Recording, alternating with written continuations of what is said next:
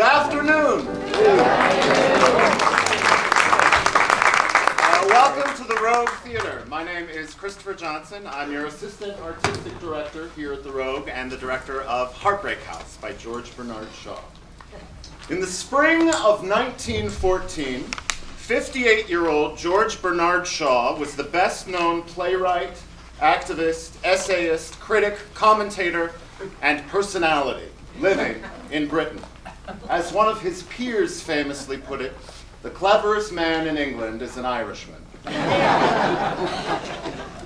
Shaw was the author of the most literate comedies for the stage since Shakespeare, which by then included Mrs. Warren's Profession, Arms and the Man, Candida, Man and Superman, Major Barbara, The Doctor's Dilemma, and Androcles and the Lion, to name a very few.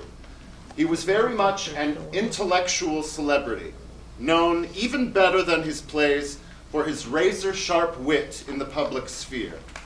Shaw could always be counted on to provide a scandalous but convincing quote on nearly any subject to a journalist or while sitting on a public panel, including but not limited to the topics of child rearing, European dictators, vegetarianism, and tax law.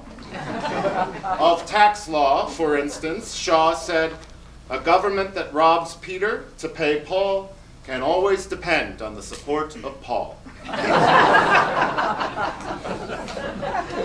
Biographer Stanley Weintraub described him as the closest thing England had to a popular philosopher of unpopular issues. But Shaw himself claimed that he merely did the utmost work to say the right thing with the utmost levity. He also said, "All great truths begin as blasphemies." A review of his body of work in the Times of London concluded in 1912 that most of what Shaw had to say was, quote, "what we should call common sense if it were not so uncommon." And for this they came to count on him for, to entertain in a way that never failed to challenge or advance conscious thought. Even on his deathbed, they came for a quote, with an American newspaper offering him $1 million for a final remark to its readers. He was 94 years old and he politely declined. Shaw has always been most popular in the States. In all of his writing, whether editorial, critical, or dramatic, Shaw consistently preached the socialist virtues of self-improvement and education, the need to redistribute global wealth and human opportunity, and the essential preservation of what he called the brotherhood of man. He had initially struggled to break through as a playwright, but found early success as a music and drama critic, which may have informed his eventual dominance as a writer of plays filled to the brim with lively intellectual debate and impassioned social critique. And so, in the early months of 1914, his newest comedy, Pygmalion, was set to open at His Majesty's Theatre in Westminster, joining the already running productions of the play in Berlin, Vienna, Stockholm, Prague, and the German-speaking section of New York. Pygmalion, which Shaw won the Best Adapted Screenplay Oscar for in 1939, of course, tells the story of young Cockney flower girl Eliza Doolittle and her transformation into a well-spoken lady of society by the curmudgeonly phonetics professor Henry Higgins. And here to present a scene from Act 4 of Pygmalion, please join me in welcoming Cynthia Meyer as Eliza Doolittle and Joseph McGrath as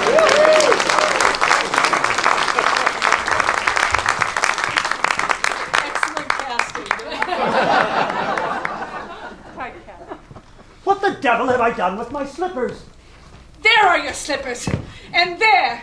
Take your slippers and may you never have a day's luck with them. What on earth? What's wrong? Nothing wrong with you.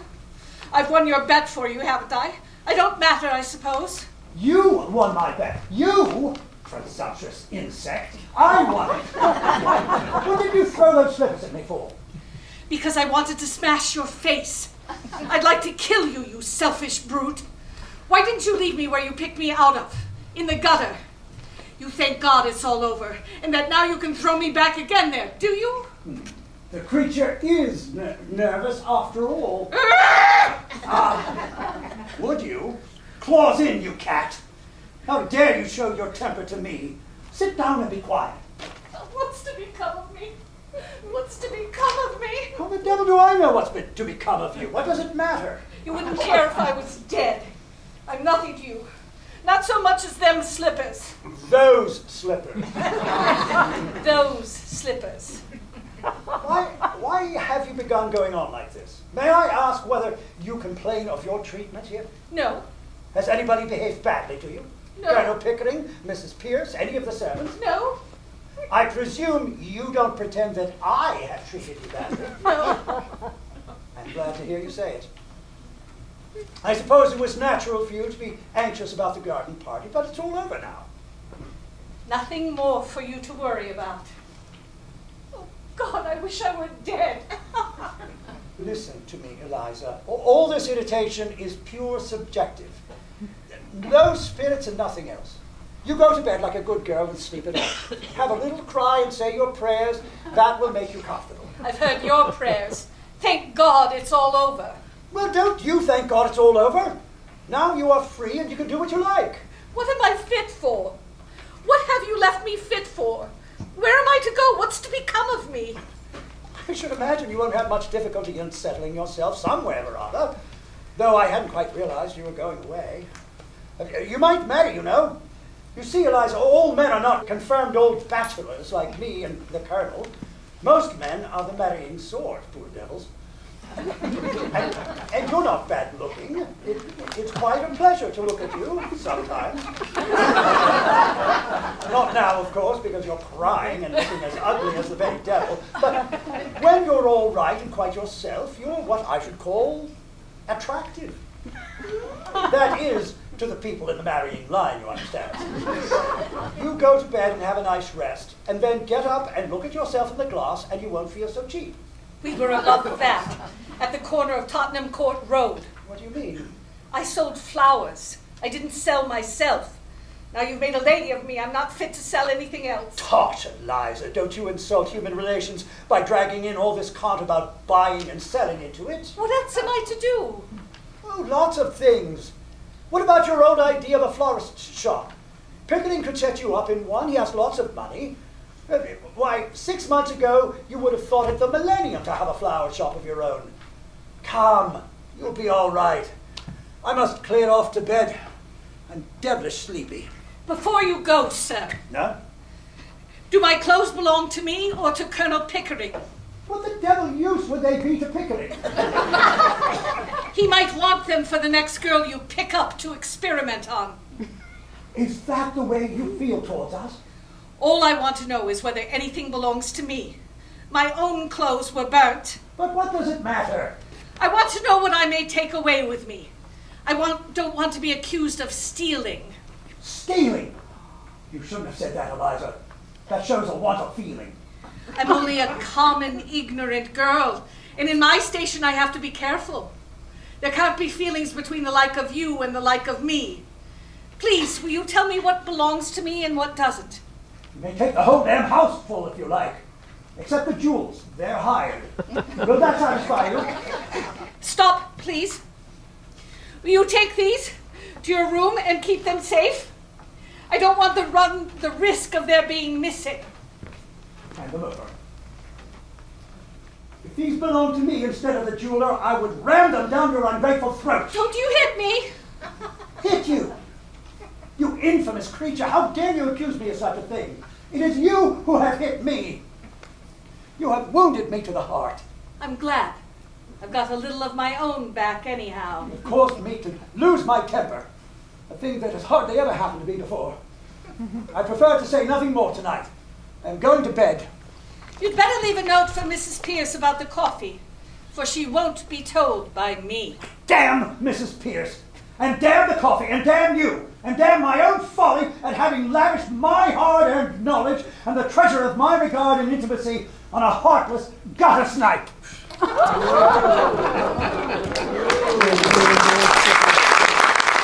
So, when I went to Cindy and Joe with that scene, Cindy did a double take when I asked her to play the 18-year-old Eliza.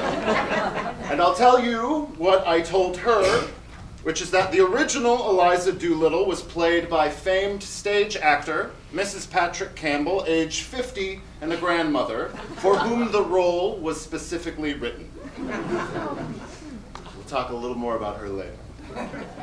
By this point in his career, Shaw had been a household name for 20 years, but Pygmalion would be his first great triumph on the West End. Indeed, the British newspapers that spring went out of their way to ignore the increasingly ominous rumblings of war coming in from the rest of the continent in favor of reporting extensively on Shaw's newest heroine, Eliza Doolittle, and her shocking use of the 6-letter expletive, bloody. As in, not bloody likely. This word, you see, had never been spoken on stage before. The discourse went on for weeks and included surveyed reactions from the English gentry, letters to the editor, and interviews with working flower girls on whether they would ever utter such a vile word. But ticket sales only surged, even as the Times of London declared goodbye to the delights of intimate conversation and hello to the vernacular of the street corner gutter snipe. Early receipts suggested the play could run for years, but Shaw, who had directed the London premiere, left the theater in a huff on opening night and ignored frequent pleas from the actors to return. All that he could think or talk or write about that spring was the undeniable coming of World War I. A complex crisis of militarism, imperialism, and nationalism was brewing in Europe, but no one wanted to hear it. Before Pygmalion went into rehearsal at His Majesty's Theatre, Shaw had submitted multiple articles to the London Daily News proposing the formation of a supranational League of Nations, arguing that European peace might be guaranteed by a pledge from England to defend Germany if attacked by France, or France if attacked by Germany. The public response was almost entirely negative. The British people were far more concerned with the radical protests coming out of the suffragette movement, the potential for civil war in Ireland at the time, and growing divisions within the old Tory and Liberal political parties. The British government's take on the matter was that war would be utterly devastating to Europe, and that the knowledge of this fact alone was surely all the deterrent needed to keep catastrophe at bay and world leaders in check. Essentially, the British government believed that Europe was not organized or prepared to go to war. Shaw argued that Europe was not organized or prepared to uphold peace. They were both correct. As Shaw had written in Maxims for the Revolutionist, liberty means responsibility. That is why most men dread it. But his insistence that conflict was imminent was neither convincing nor amusing to the public nor their elected officials. They just wanted him to shut up, preferring instead he tell them whether or not Henry Higgins and Eliza Doolittle would ever get together romantically, despite their story ending in a place of mutual respect and dislike for one another. In primetime television lingo, this kind of audience projection is called will they, won't they? And Shaw may have unintentionally contributed to its rise in popular culture by giving explosive chemistry to his leads, but withholding any kind of consummation. This disconnect with the public was a reversal of fortune for Shaw, and it would only get worse with the continued materialization of European war. On June 28, 1914, Archduke Franz Ferdinand, heir to the Austro-Hungarian Empire, was gunned down with his wife in Bosnia by Serbian nationalist freedom fighters. Now, with German backing, Austria-Hungary declared war on Serbia in July. Russia's backing of Serbia brought France into the conflict, leading Germany to declare war on Russia on August 1st and France on August 3rd. Fearing German domination, Britain entered the fray on August 4th. Thanks to recent innovations in weapons technology, such as flamethrowers, machine guns, and poison gas, most of which hadn't even been tested in combat yet, the scale of death and destruction to come would shortly prove unprecedented in the scope of human history. The public and political sentiment quickly switched from the denial of, we don't need to worry about war, to, yes, finally, war, glorious war.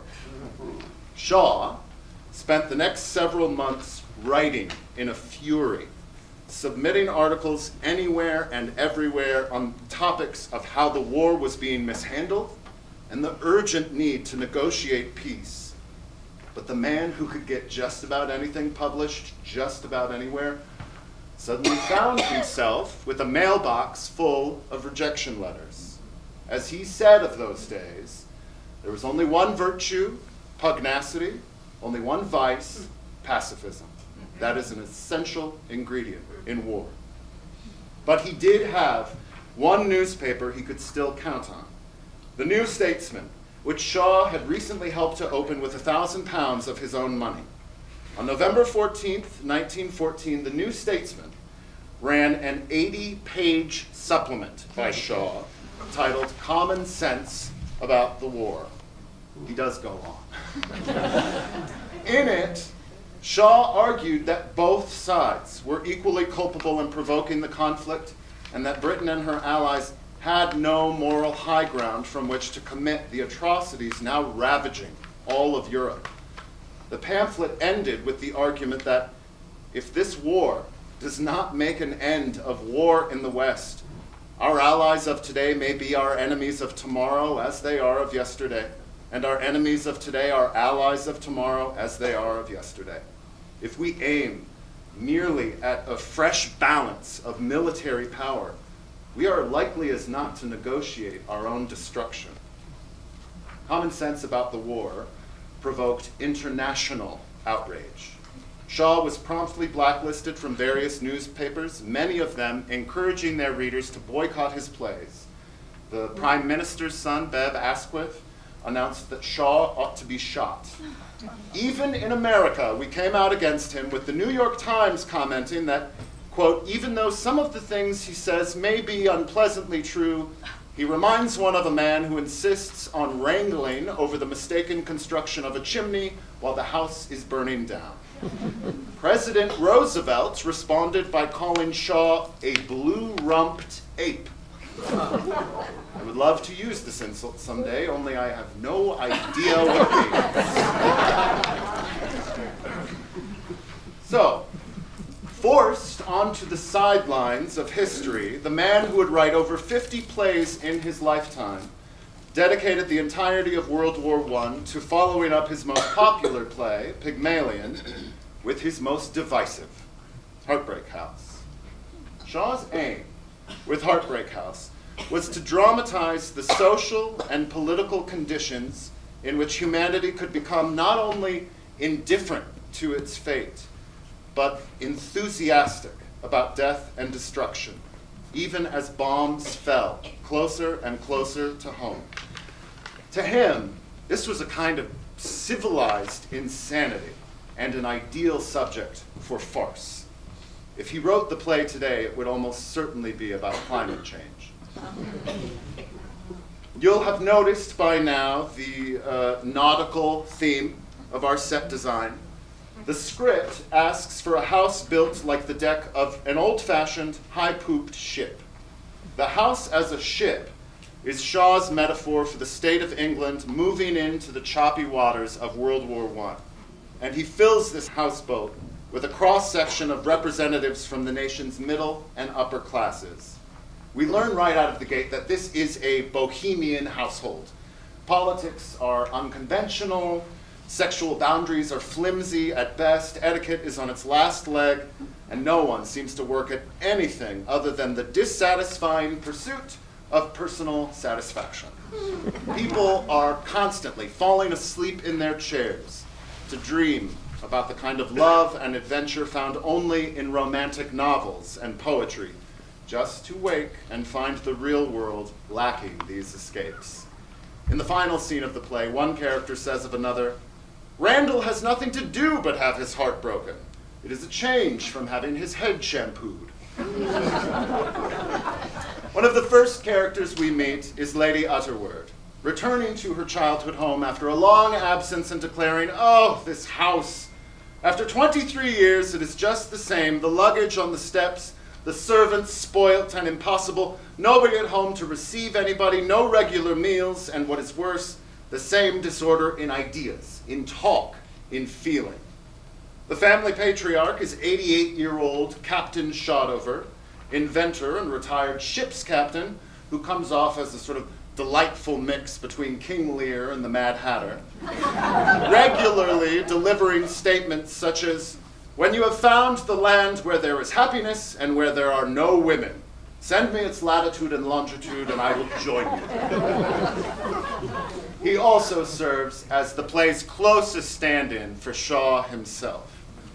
We meet Boss Mangan, a rough-mannered capitalist blowhard and prime example of how some people just want to sink the ship if they can't be captain. And representing the younger generation is young Ellie Dunn, who is engaged to be married to the much older Boss Mangan despite being repulsed by him as a concession to the high cost of getting along in modern life. As Ellie puts it, old-fashioned people think you can have a soul without money. They think the less money you have, the more soul you have. Young people nowadays know better. A soul is a very expensive thing to keep, much more so than a motor car. When Captain Shotover asks her, "How much does your soul eat?" she responds, "Oh, a lot.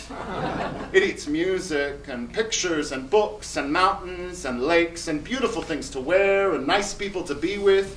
In this country, you can't have them without lots of money. That's why our souls are so horribly starved." Young Ellie is the only character in the play under the age of 40. Shaw wrote no young men into the play because there were no actors to play them when he finished Heartbreak House in 1917. They had all been conscripted into military service. As Britain's losses from the war would surpass 1.2 million dead, young men would be a rarity on stage for a number of years. The play's general structure is that of an English drawing room comedy of manners, which serves as the frame of the house in which many of the characters' hearts break and their true selves are revealed. This is part of the biggest challenge for the actors in the play. Most of these characters present themselves to be one thing, but prove to be something else entirely by the end of the night.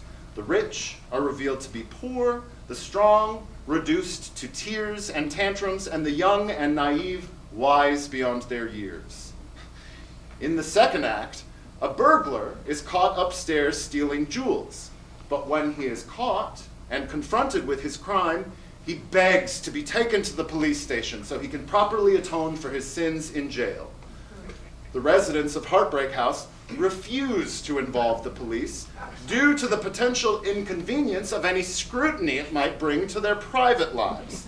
And so their solution is to take up a collection to help the burglar go into business for himself as a locksmith. It became clear to me in rehearsal, as the actors wrangled with these bipolar characterizations, that Shaw has tasked us with the job of making whiplash fun. Now, the challenge of directing a production of Heartbreak House is in balancing its many themes and ideas. Heartbreak House refers not only to a physical location, but also a distinct social class. In Shaw's own words, cultured, leisured Europe before the war.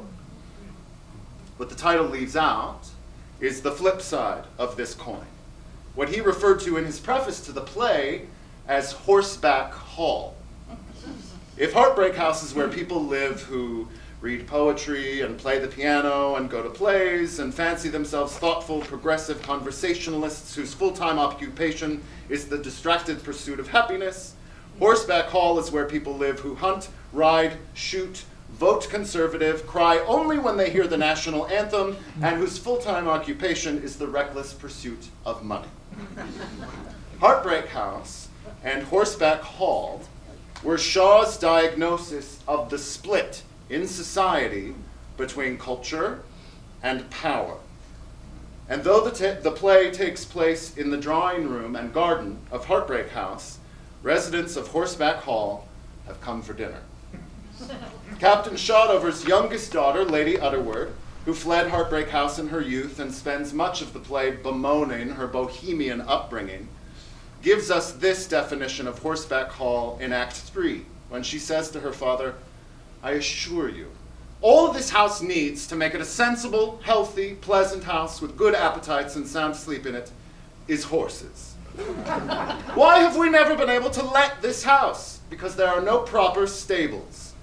Go anywhere in England where there are natural, wholesome, contented, and really nice English people, and what do you always find? That the stables are the real center of the household, and that if any visitor wants to play the piano, the whole room has to be upset before it can be opened. There are so many things piled on it. There are only two classes in good society in England, the equestrian classes and the neurotic classes. It isn't mere convention. Everybody can see that the people who hunt are the right people and the people who don't are the wrong ones." But Shaw's play takes no sides. He shows us instead that neither Heartbreak House nor Horseback Hall are the right place to live, just dwellings destined for demolition that the residents refuse to vacate. Shaw felt that the people of Heartbreak House were in a purgatory of their own making, educating, entertaining, and culturing themselves, but shrinking from responsibility and politics, which they found vulgar, and making themselves miserable in pursuit of pleasure and happiness rather than purpose or occupation. Shaw characterized the people of Horseback Hall as capitalist barbarians crowding the benches of the House of Commons with, quote, "nobody to correct their incredible ignorance of modern thought and political science but upstarts from the counting house who had spent their lives furnishing their pockets instead of their minds. Of the two atmospheres, it is hard to say which is more fatal to statesmanship." Much as they despised one another, these two classes were in fact working together. The leisure class allowed the capitalists to run things by recoiling from power and politics, and were kept comfortable by the financial allowance provided by the capitalists in the form of interest and dividends, incomes they needn't do anything to earn. And so, says Shaw, we achieve the perfect economic, political, and moral vacuum in which the people of Heartbreak House could ignore the signs or consequences of war, while the people of Horseback Hall profited from it. Remember the burglar from Act 2 who begged to be taken to jail and instead got paid off to become a locksmith because of the inconvenience of bringing his crime to light? This is a perfect example of how Horseback Hall and Heartbreak House prop one another up. At this point, we would like to present a scene from Act 1 of the play. In it, we see Captain Shotover's son-in-law, Hector Hushabye, escaping into a daydream of romance and adventure, followed by a discussion between Hector and Shotover about whether or not the capitalists and bureaucrats of Horseback Hall have any more right to go on living than the bohemians and dreamers of Heartbreak House. Now I am going off to fascinate somebody. I presume you don't mean the bloated capitalist Mangan. Well, I think he'd better be fascinated by me than by Ellie. Oh, what have you got there, Daddy-us? Dynamite! Oh, well, don't drop it about the house, there's a dear.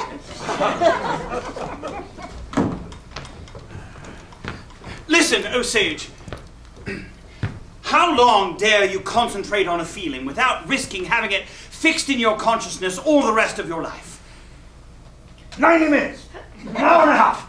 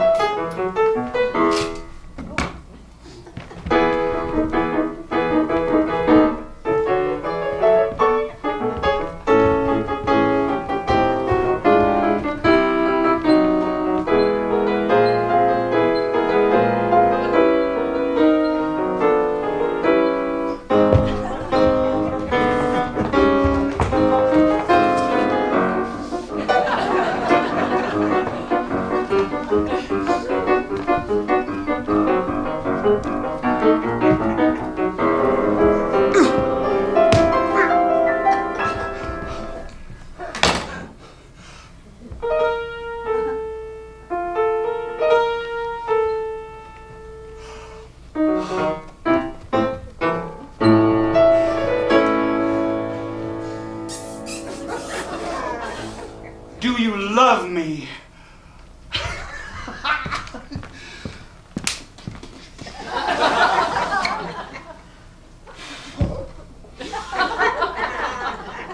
That sort of strength is no good. You will never be as strong as a gorilla.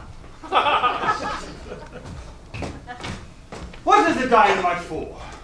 To kill fellows like Mangan. No use. They will always be able to buy more dynamite than you. I will make a dynamite that he cannot explode. And that you can, eh? Yes. And I have achieved the 7th degree of concentration. Well, what's the use of that? You never do attain it. Well, what then? Are we to be kept forever in the mud by these hogs to whom the universe is nothing but a machine for greasing their bristles and filling their snouts? Are Mangan's bristles worse than Randall's love locks? We must win powers of life and death over them both. I refuse to die until I've invented the means. Who are we that we should judge them? Who are they to judge us? Yet they do unhesitatingly. There is enmity between their seed and our seed. They know it and act on it. They believe in themselves. When we believe in ourselves, we shall kill them. It is the same, see. You forget that your pirate has quite a nice daughter. Mangan's son may be a Plato. Randall's a Shelley. What was my father? The damnedest scoundrel I ever met. Precisely. Dare you kill his innocent grandchildren? They are mine also. Just so. We are members one of another. I tell you, I've often thought of this. Killing of human vermin, many men have. But decent men are like Daniel in the lion's den. Their survival is a miracle, and not all of them survive. We live among the Mangans and Randalls and Billy Dunns, while they, poor devils, live among the disease germs and the doctors and lawyers and parsons and tradesmen and servants and all the rest of the parasites and blackmailers. What are our terrors to theirs? Now, give me the power to kill them, and I should spare them out of sheer fellow feeling. No, I would kill myself if I believed that. I must believe that my spark, small as it is divine, and that the red light over their door is hellfire. I should spare them out of simple magnanimous pity. You can't spare them until you have the power to kill them. At present, they have the power to kill you. They are too stupid to use their power. Do not deceive yourself. They do use it. We kill the better half of ourselves every day to placate them. The knowledge that these people are there to render all our aspirations barren prevents us having aspirations. And when we are tempted to seek their destruction, they call forth demons to delude us, disguised as pretty daughters and singers and poets and the like, for whose sake we spare them. May not Hesione be such a demon brought forth by you, lest I should slay you? That is possible. She has used you up and left you nothing but dreams, as some women do. Vampire women. Demon women. Men think the world well lost for them, and lose it accordingly. Who are the men who do things? The husbands of the shrew and of the drunkard, the men with the thorn in the flesh. Oh, I must think these things out. Oh, Daddiest! You and Hector must come and help me entertain all these people. What on earth were you shouting about? He is madder than usual. I must change. Stop! Come back, both of you. Money is running short. Money? Where are my April dividends? Where is the snow that fell last year? Where's all the money you had for that patent lifeboat I invented? £500, and I have made it last since Easter. Barely 4 months. I could live for 7 years on £500. We're not keeping open house as we do here, Daddiest. £500 for that lifeboat. I got 10,000 for the invention before that. Well, yes, dear, but that was for the ship with the magnetic keel that sucked up submarines. We cannot afford life-saving inventions. I mean, can't you think of something that will murder half of Europe at one bang? My mind does not dwell on slaughter as it did when I was a boy. Why doesn't your husband invent something? He does nothing but tell lies to women. That is a form of invention, is it not? However, you are right. I ought to support my wife. You will do nothing of the sort. I should never see you from breakfast to dinner. I want my husband. What about that harpoon cannon? No use. It kills whales, not men. Well, why not? You fire the harpoon out of the cannon, it sticks in the enemy's general, you wind him in, and there you are. There is something in it. Now, not to wind in generals, they are not dangerous. But one could fire a grappling hook and wind in a machine gun. Or even a tank. I will think it out. Oh, saved! You are darling, Daddiest.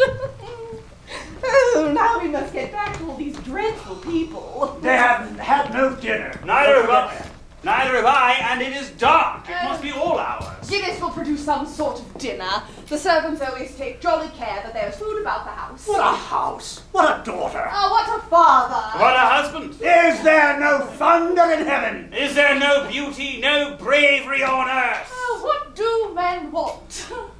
They have their food, their firesides, their clothes mended, and our love at the end of the day. Why are they not satisfied?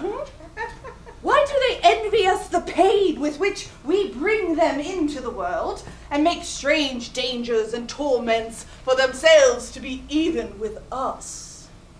I builded a house for my daughters and opened the doors thereof, that men might come for their choosing and their betters spring from their love. But one of them married a numbskull. The other a liar wed. And now she must lie beside him, even as she's made her bed. Hesione! Hesione, where are you? The cat is on the tiles. Oh, coming, darling, coming! You want me to turn up the lights for you? No, give me deeper darkness. Money is not made in the light.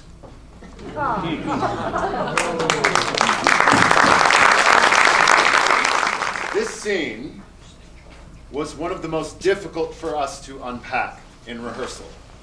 Like much of the play, there's an ongoing dance between silly and serious. Several ideas are argued often simultaneously, beginning with Hector pointing out the fallacy of an us versus them mentality, reminding Shotover that the child of your fallen enemy could be the next Plato or Shelley. This was Shaw's way of reminding us that the loss of human life at the scale of World War is no more devastating for England than Germany. Shotover complains that his own house, his own family, is already divided into us and them, bohemian and capitalist, each with their own potential progeny of poets and pretty daughters. In an earlier scene, Shotover's daughter Hassani declares that people don't have their virtues and vices in sets. They have them all anyhow, all mixed. And such is the makeup of human life. The pro-war sentiment in Britain and Europe throughout World War I, Shaw tells us, was just a frenzied denial of the brotherhood of man. Much as the British press, public, and government maintained the pretense of a moral high ground in uniting against a common enemy, it may as well have declared war on itself. The numbers bear this out. The Allies suffered a considerably higher death toll in winning the war. On all sides, nearly 20 million people are estimated to have died as a result of World War I, with another 21 million wounded. How could there not have been a Shakespeare or a Mozart in there, an Einstein or a Curie? Something else that comes up in the scene between Hector and Shotover is this theory of an overruling providence. In the discussion of us versus them, Hector says, I must believe my spark is divine, and that the red light over their door is hellfire. A true blue resident of Heartbreak House, Hector commits the cardinal sin of this class of people, deferring to God or nature to sort us all out in the end. Again, shying away from power and politics, yielding and dreaming, rather than resisting and doing. As Shotover says in Act 3, every drunken skipper trusts a providence. But one of the ways of providence with drunken skippers is to run them on the rocks.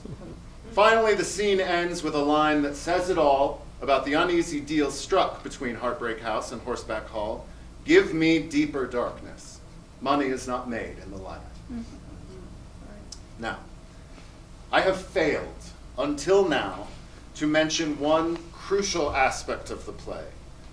The word war is not uttered a single time in Heartbreak House. If you were to watch it without context, you wouldn't have any idea that World War I was taking place in the background until the final moments of the evening. I worried this was a fatal flaw until I realized it was Shaw's whole point.